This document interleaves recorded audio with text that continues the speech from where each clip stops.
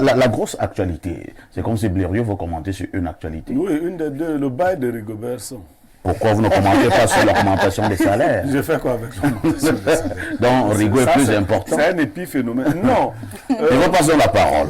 Oui, le président de la FECAFOOT, je l'ai souvent dit, n'est pas bien conseillé. Il y a des signaux, quand vous les voyez, quand sur une route vous apercevez déjà les sauterelles, c'est qu'il y a des fourmis maniantes qui arrivent.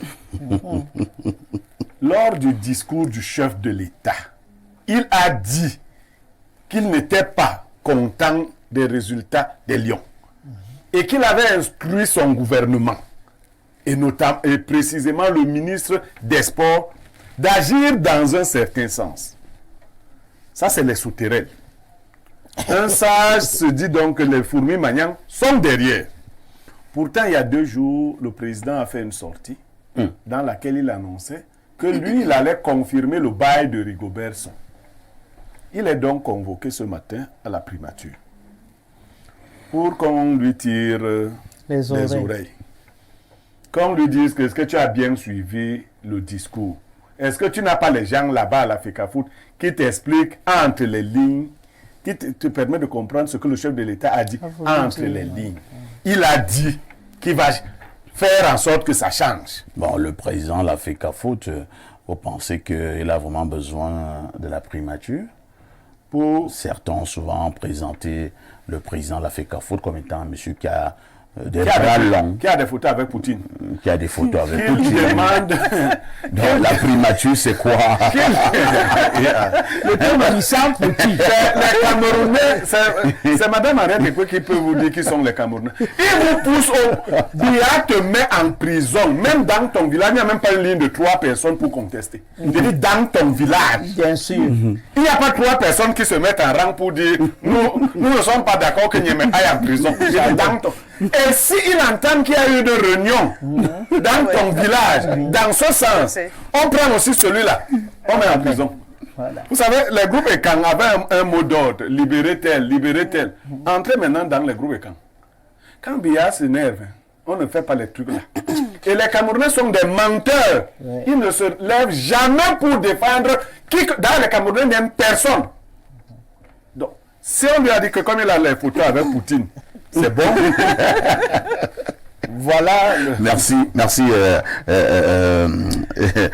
Pierre Blériot-Niemek. Il y a également une autre grosse actualité. Cela barre d'ailleurs la une, je pense, du quotidien Info Matin, parution de ce matin, le journal du très grand frère Dieudonné Mvan. Maurice Kamto qui répond donc à Henriette Ekoué. Henriette Ekoué qui est donc sur ce plateau, comme par coïncidence. Et nous allons profiter pour en parler. J'ai essayé de lire le journal.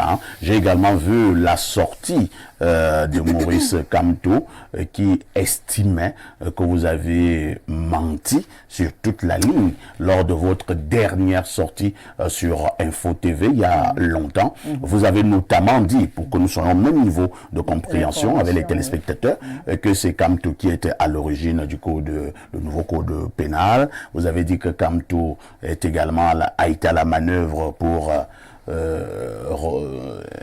comment on appelle ça, le code la modification. Pour défendre la modification de la Constitution de 2008.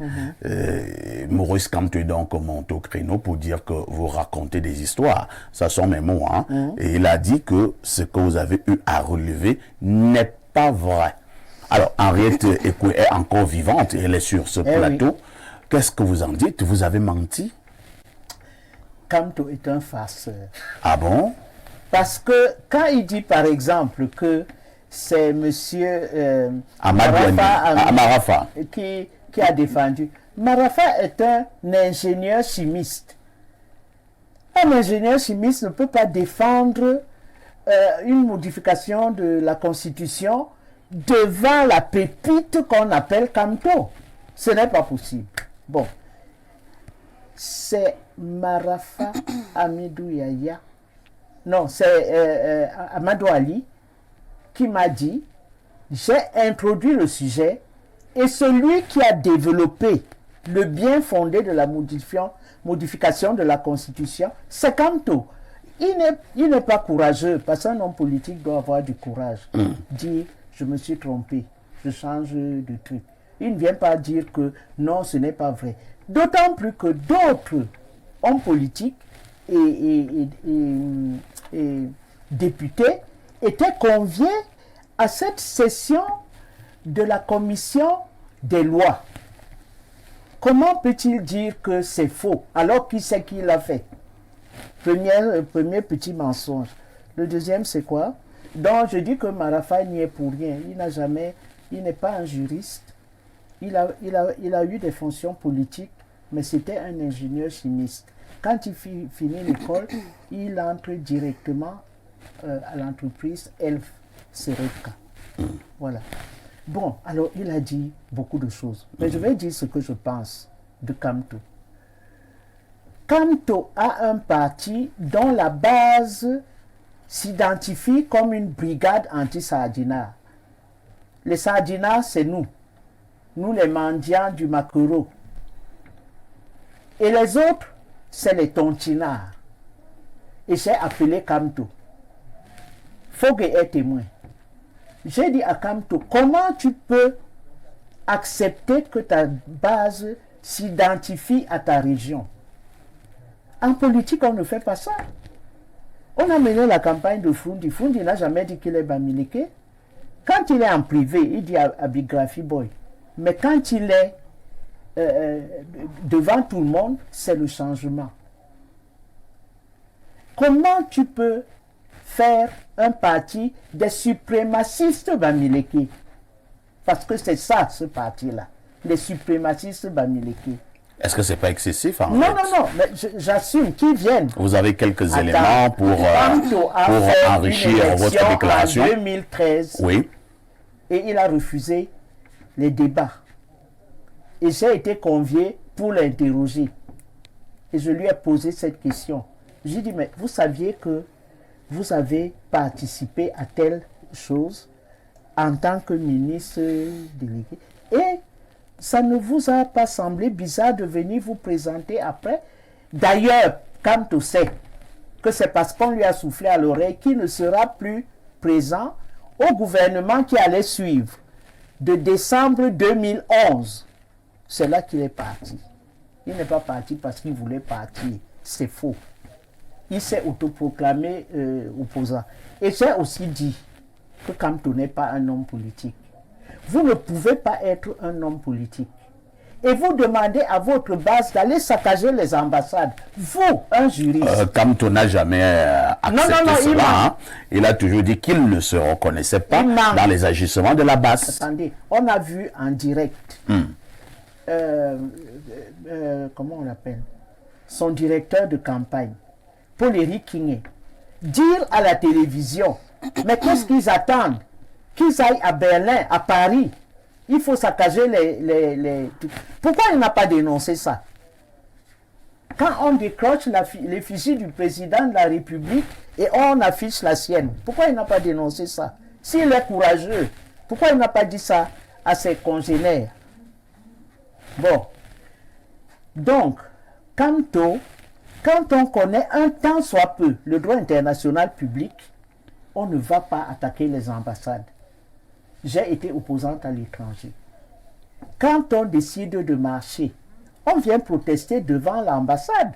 Mais l'ambassade est protégée par la police française. On n'entre pas. Or, ce que Kamto voulait, c'était que, comme il s'est proclamé vainqueur, qu'on enlève l'ambassadeur et qu'on mette son ambassadeur à lui. C'est vrai que Nicolas Sarkozy l'a fait. C'était en d'autres temps. La France ne peut plus oser ce qu'ils ont fait à Gbagbo en entrant dans l'ambassade pour sortir l'ambassadeur et désigner l'ambassadeur de Ouattara alors qu'il n'avait même pas prêté serment. Il était encore à l'hôtel du Golfe. Donc, Kamto a rêvé de ça.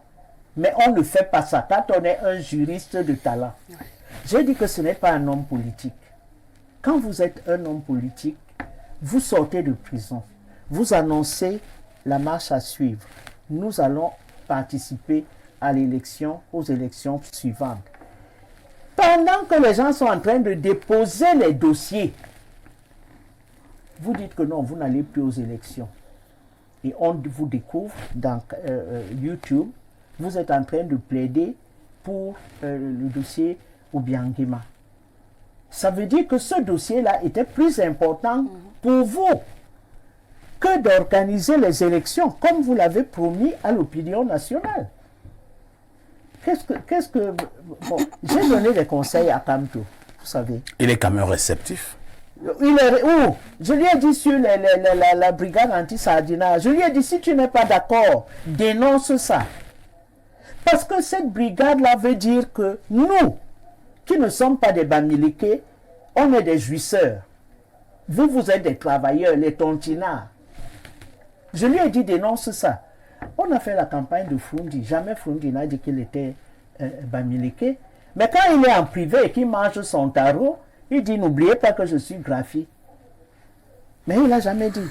C'était le changement. Donc, si vous n'avez pas d'autre message à faire passer aux populations que votre identité, ça veut dire que vous n'êtes pas un homme politique. Merci Henriette Ekwe pour cette mise au point